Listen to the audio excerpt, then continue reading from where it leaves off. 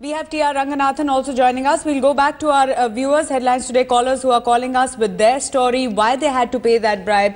Mr. Raghunandan, one of the questions which I asked our earlier guest as well is, we know what causes the bribe taking and giving in the first place. There are traffic violations.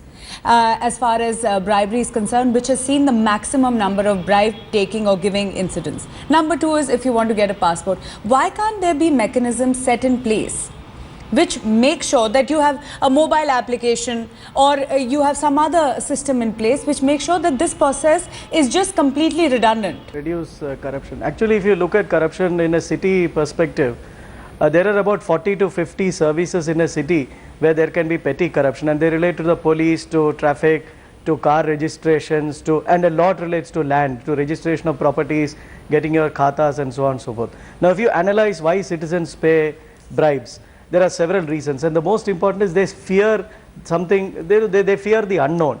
Next is that they just don't do any homework on their own basis. I am actually amazed that people who are very savvy in their private lives, but they just don't do any homework before they go to a government office.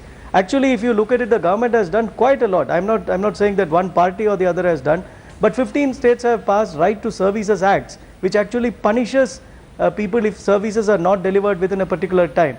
Hardly anybody has heard of these right to services. Nobody carries citizens' charters.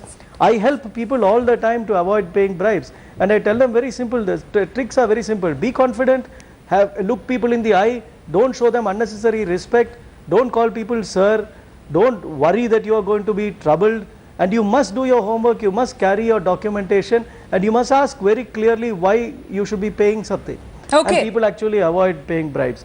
So I really think that you can cure corruption if from the supplies side government has done something. I think people are not responding enough. I know I'm very harsh on people, but I am quite amazed at the fact that many a very valid point just succumb to this. Because if there are checks and balances in place, are we just being too lazy? Are we just taking the easy way out? We have N Rao, I beg your pardon, on the phone line with us, Headlines Today viewer from Bangalore. Go ahead, Mr. Rao.